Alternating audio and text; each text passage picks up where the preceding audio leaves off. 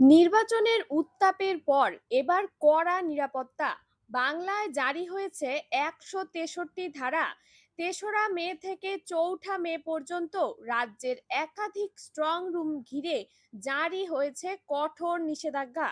কেন এই সিদ্ধান্ত, কি কি করা যাবে না, আর সাধারণ মানুষের জন্য কি সতর্কতা, চলুন পুরো বিষয়টা একদম পরিষ্কারভাবে জেনে নেওয়া যাক।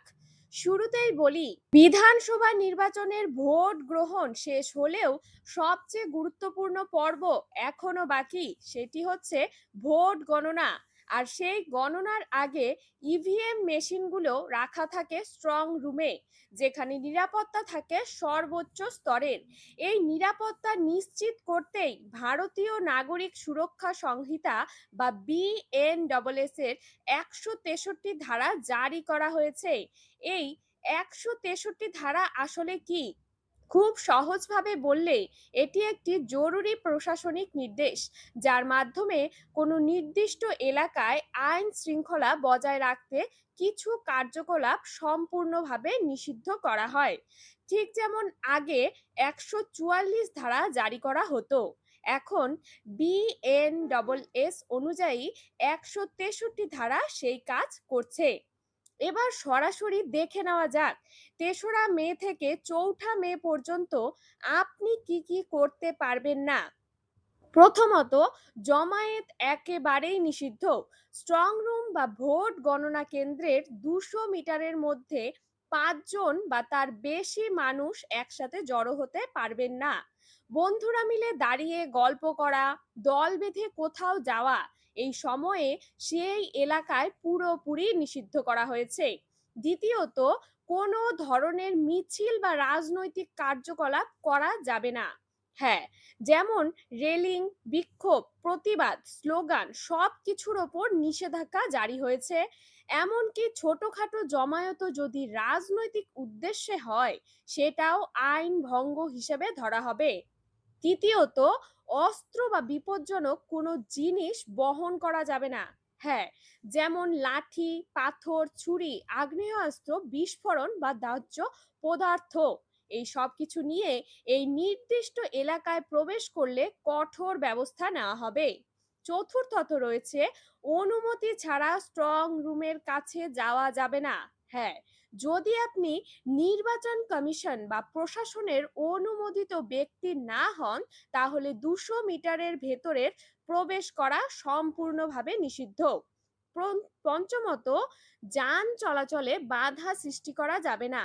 রাস্তায় অবরোধ করা, ট্রাফিক জ্যাম তৈরি করা বা এমন কোনো কাজ যা সাধারণ মানুষের চলাচলে সমস্যা সৃষ্টি করবে, এসবের ওপরেও নিষেধাজ্ঞা রয়েছে। এখন প্রশ্ন আসতে পারে, এই নিয়মগুলো কোথায় কোথায় লাগু হয়েছে।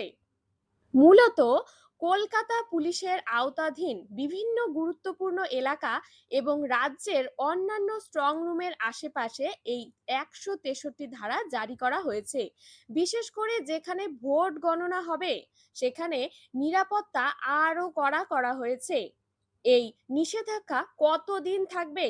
এই নির্দেশ ৩রা মে থেকে শুরু করে অন্তত ৪ঠা মে পর্যন্ত কার্যকর হবে, অর্থাৎ ভোট গণনার সময় পর্যন্ত।